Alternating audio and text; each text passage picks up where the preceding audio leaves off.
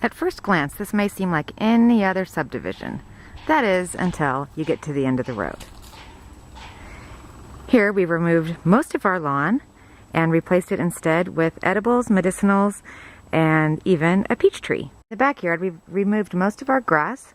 Here you can see part of our water collection system to water our garden. And we have garlic growing right now, and a few other things that are happening, although it gets much more exciting later in the year. We have a couple of chickens, and earlier this year built a cordwood chicken coop.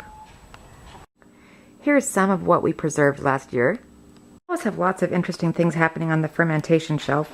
Right now we have some cleaner, some pickles, some curtido, kombucha, more curtido, and kefir. And today I want to teach you how to make water kefir. And one of the ways we do that is to try to either grow as much food as we can, but also to preserve and to make as many drinks as we can, so that we're not buying different drinks. And one of the ways that we do that is to make water kefir. And it is a drink that's full of probiotics and enzymes and really good for you, but it also tastes good. It has kind of a sweet, sour taste. It's fermented, and you can really adjust it to whatever kind of flavors that you and your family like. Our boys like to drink it as soda, because of course we won't buy them traditional soda. So it goes back thousands of years, and it's so easy to make, and it's pretty darn near free. So to make it, it's really easy. You add about 4 tablespoons of a sugar, and you want it to be an organic, natural type of sugar. I'm using the coconut sugar for this batch, but you can change it up however you'd like. And that's one of the nice things, is it's really very versatile, and you can adjust it to your own tastes. So the next thing you need is about 4 tablespoons of water kefir grains, and those you can buy them dehydrated, or you can get them from a friend, which is usually the preferable way. And they're just, I don't know if you can see, but they're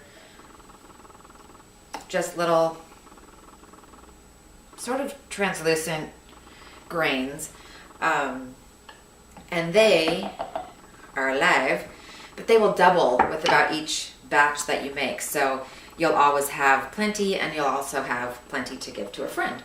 So the next thing you want to do is add some dried fruit. And you can really use whatever you'd like. Apricots, figs, raisins. We've used bananas, cranberries. Usually we dry our own fruit, so 3 or 4 pieces. Sometimes those are dried apricots. Sometimes I'll add some apples that we've dried.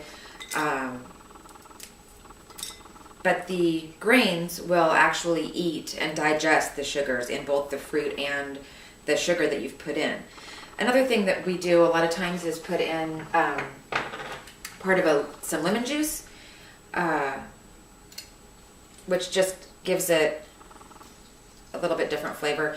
You can also add a clean eggshell, and it will eat the eggshell pretty much, but then you get those minerals and things. And the next thing that you do is just add some water. I'll usually give it a little bit of a stir to sort of start to dissolve that sugar. And then you just fill it up with water.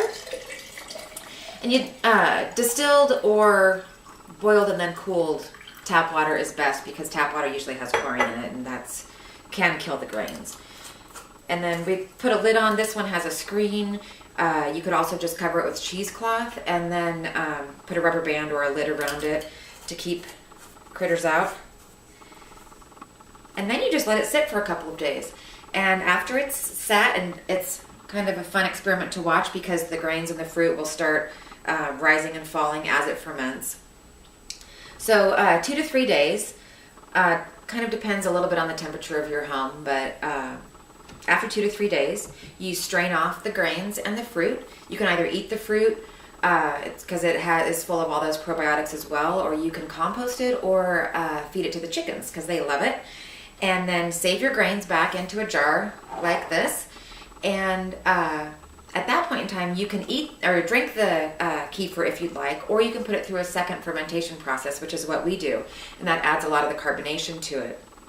And so once it's strained, put it into another clean jar, and then put some fruit in it for the flavor. You can use any kind of berries, citrus. We've made it with bananas, lemons, ginger, blueberries, raspberries, strawberries, pretty much anything that you can imagine.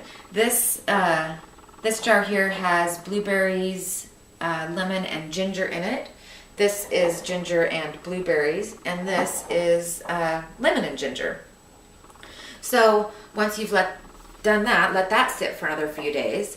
And with the lid, you need to let it sort of burp it every couple days because it will, or every day I should say, because it will build up carbonation, which is what you want. And then once that is sat for a few days, you just strain the fruit off, put it into the refrigerator, and you have fizzy juice to drink whenever you'd like.